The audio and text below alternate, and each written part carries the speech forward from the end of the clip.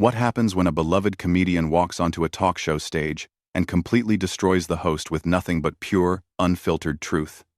Well, you're about to find out, because what went down between Joy Behar and Leanne Morgan on The View was absolutely brutal.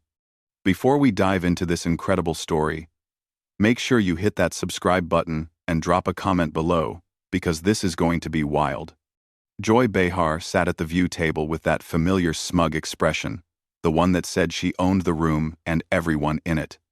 Her perfectly styled hair caught the studio lights as she shuffled through her notes, preparing for what she assumed would be another easy interview where she could flex her supposed comedic superiority. The producers had booked Leanne Morgan, the rising star of country comedy, and Joy figured this would be a simple segment where she could show off her quick wit against some small-town comedian. "All right, ladies, we're back," Joy announced to the cameras with her signature theatrical flair. "I'm here with Leanne Morgan, who apparently thinks telling jokes about small-town life makes her the next big thing in comedy. Leanne, honey, tell our viewers what makes your little stories so special." The condescension dripped from every word.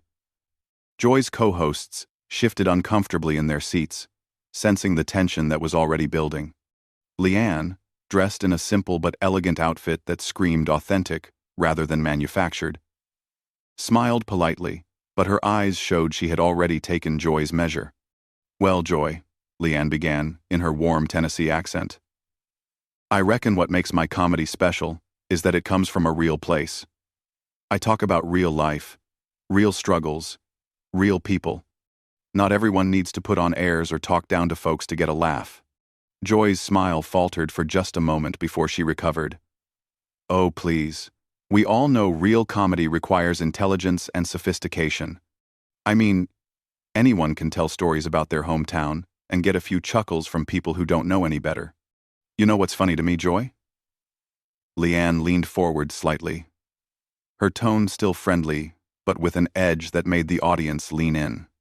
"I've been watching your show for years, and I keep waiting for you to say something genuinely funny instead of just mean-spirited." The studio audience fell silent. You could hear a pin drop as Joy's face flushed red. She had built her career on being the sharp-tongued veteran who could cut down anyone. But somehow this country comedian had just flipped the script in the most polite way possible. "Excuse me?" Joy's voice rose an octave. "I've been doing comedy longer than you've been alive, sweetie. Don't come onto my show and lecture me about what's funny." "Oh, honey." Leanne's voice remained calm and sweet. "I'm not lecturing you. I'm just observing. See, where I come from, we were taught that being mean isn't the same as being funny, but maybe that's just small-town values talking." Joy's hands clenched on the table. "Small-town values? You mean small-minded thinking. Real comedy challenges people, makes them think. It's not all sunshine and rainbows like your little folksy routine." "You're absolutely right, Joy. Real comedy does challenge people." Leanne nodded thoughtfully. "When was the last time you told a joke that brought people together instead of tearing them down? When did you last make someone feel better about themselves instead of worse?" The question hung in the air like smoke.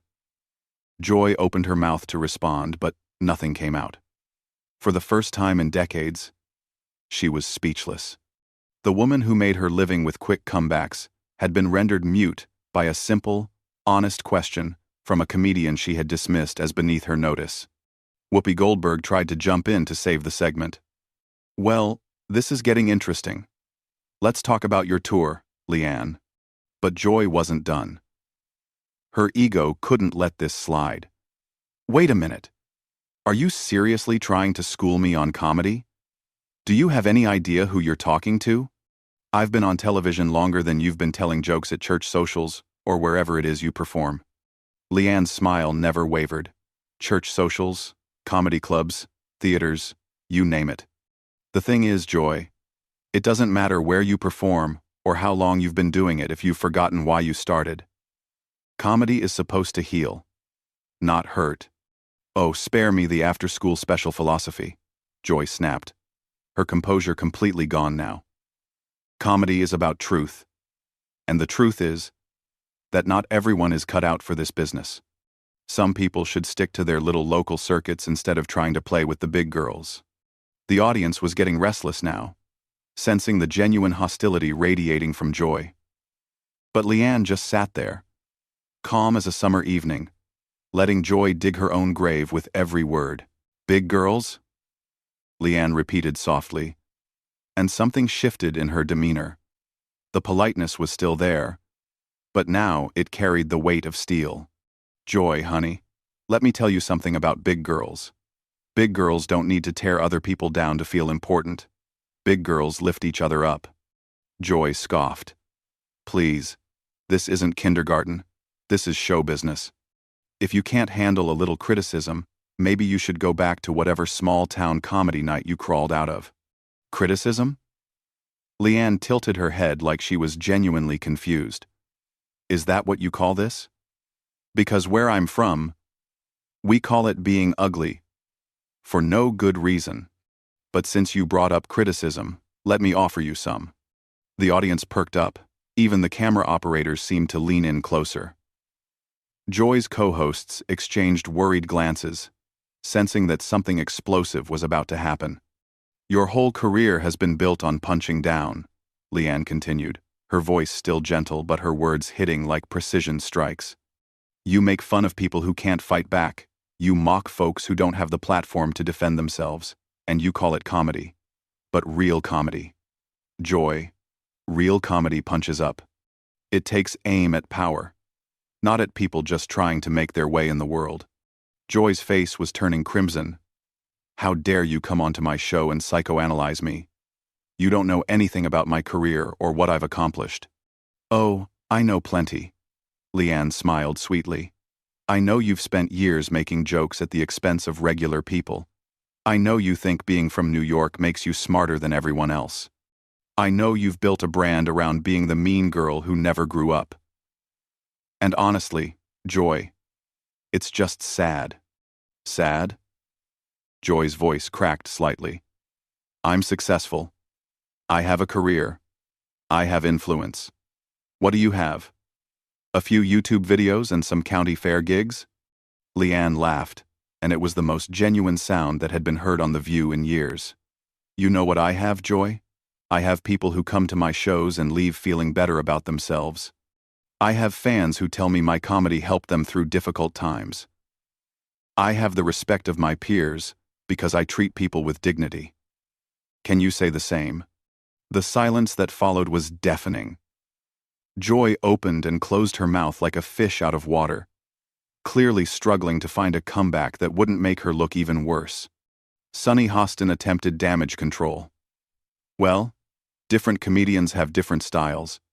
"Different styles?" Leanne interrupted gently, never taking her eyes off Joy. "Is cruelty a style now? Because that's all I've seen from Joy today. She invited me on this show, not to have a conversation, but to try to embarrass me. And the sad part is, she's only embarrassed herself." Joy finally found her voice, though it was shaking with rage. "You think you're so much better than me, with your folksy wisdom and your holier-than-thou attitude. Well, let me tell you something, sweetheart. This business will chew you up and spit you out. Nice girls finish last." "Maybe." Leanne nodded thoughtfully.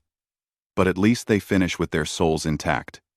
Tell me, Joy, when you go home at night, are you proud of the person you've become?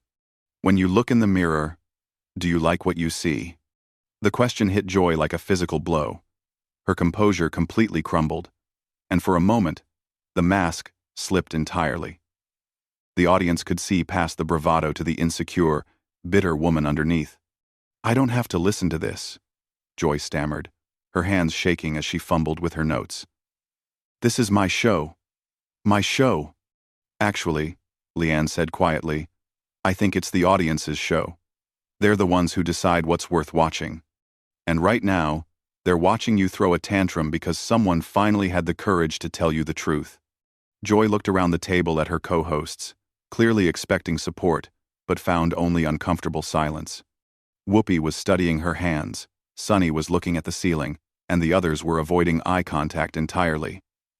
The realization that she was completely alone in this moment seemed to hit Joy like a truck. You don't understand.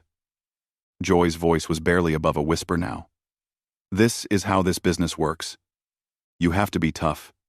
You have to fight for your place. No, honey. Leanne's voice was gentle now, almost pitying. You don't have to become a monster to succeed. You chose to become one. And the saddest part is, you've convinced yourself it was necessary when really, it was just easier than doing the hard work of being genuinely funny. The studio was so quiet you could hear the air conditioning humming.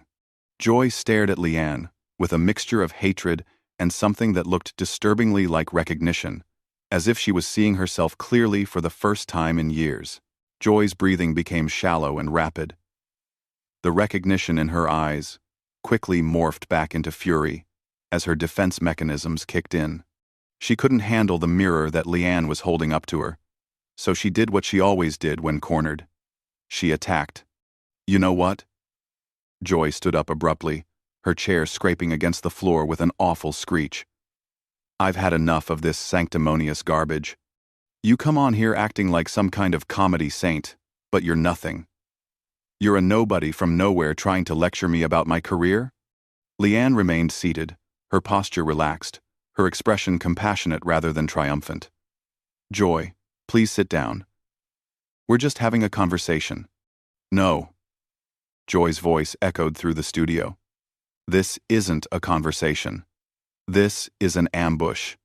You came here with an agenda to make me look bad, and I won't stand for it. The audience was shifting uncomfortably in their seats.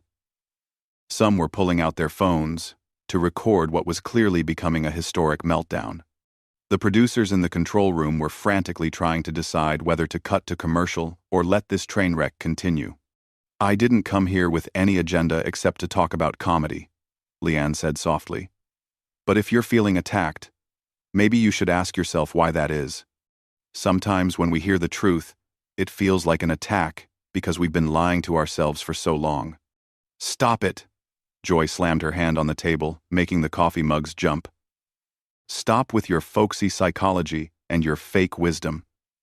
You think you're so smart, so insightful. Well, here's some insight for you. This business is cutthroat. It's survival of the fittest. And the fittest isn't some small-town nobody who thinks she can waltz in here and lecture her betters. Whoopi finally tried to intervene. Joy, maybe we should take a breath here. Joy whirled on her. Don't you start too, Whoopi. I'm the one with the edge, the one who asks the tough questions, the one who isn't afraid to say what everyone else is thinking. Is that what you think you do? Leanne's voice cut through Joy's rant like a knife through butter. Because what I see is someone who mistakes cruelty for courage. Someone who confuses being mean with being smart. You don't ask tough questions, Joy. You just ask cruel ones. That's it. Joy's face was purple now, spittle flying as she spoke. I don't have to take this from some amateur who probably learned comedy from watching sitcom reruns. You want to know what real comedy is? Real comedy is telling the truth, even when it hurts. And the truth is, you'll never be more than a novelty act. A cute little distraction for people who don't appreciate real talent. The silence that followed was different this time. It wasn't just uncomfortable, it was damning. Even Joy seemed to realize she had gone too far, but she was too deep in her rage to back down now. Leanne stood up slowly, her movement graceful and deliberate. When she spoke, her voice carried a sadness that somehow made her words even more devastating. You know what, Joy? You're right about one thing. Comedy is about telling the truth, even when it hurts. So here's a truth for you. You're not the victim here. You're not the wronged party. You're just a bitter woman who has spent so many years tearing other people down that you've forgotten how to build anything up, including yourself. Joy opened her mouth to respond, but Leanne held up a gentle hand. I came here today, excited to meet you. I grew up watching you, thinking you were this strong, funny woman who had made it in a tough business. But what I see now is someone who has let that business turn her into something ugly. And the saddest part is, you don't even see it. How dare you, Joy whispered. But there was no fire left in her voice. I dare because someone needs to. Your co-hosts won't tell you. Your producers won't tell you.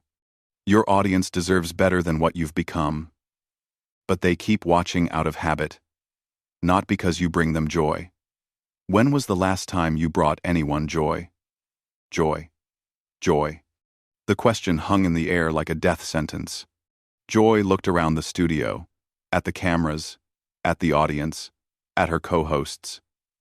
And for the first time, she seemed to really see what everyone else was seeing.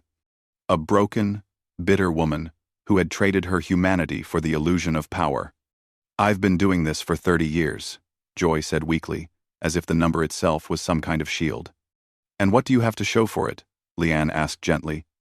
Really?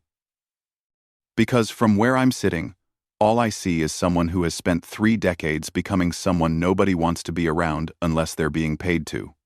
Joy's face crumpled. For a moment, she looked like she might cry, but then the anger flared again. One last desperate attempt to maintain control. You think you've won something here? Joy's voice was shrill now. Desperate. You think you've accomplished something by coming on my show and humiliating me? Well, congratulations. You've destroyed someone who was already down. That must make you feel really good about yourself. Actually, Leanne said quietly, it makes me feel sad. Because I can see the person you could have been.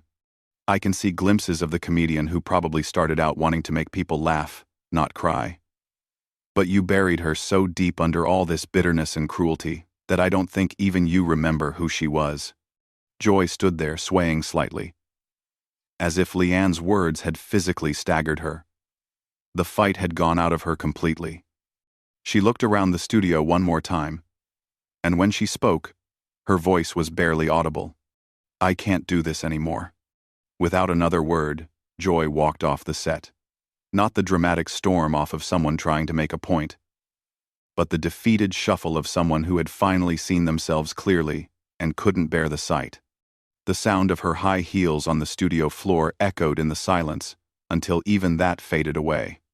The cameras kept rolling. The audience sat in stunned silence. Leanne looked genuinely sad as she watched Joy disappear into the wings. Whoopi tried to salvage what was left of the show. Well, that was certainly something.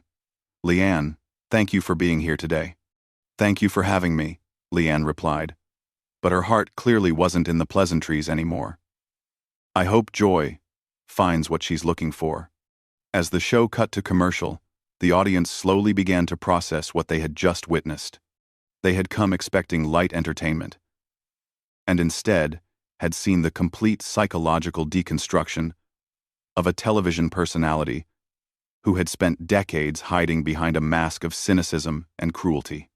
In the end, it wasn't anger or shouting that brought Joy Behar down. It was something far more powerful and far more devastating. It was the simple, unvarnished truth delivered with compassion by someone who refused to play the game by Joy's rules. And that's how a small-town comedian from Tennessee managed to do what no politician, no celebrity, no fellow comedian had ever managed to do. She held up a mirror and forced Joy Behar to see exactly who she had become. The image was so unbearable that Joy simply couldn't face it anymore. What do you think it takes for someone to change when they've spent decades becoming someone they shouldn't be? Drop your thoughts in the comments below, and don't forget to subscribe for more incredible stories like this one.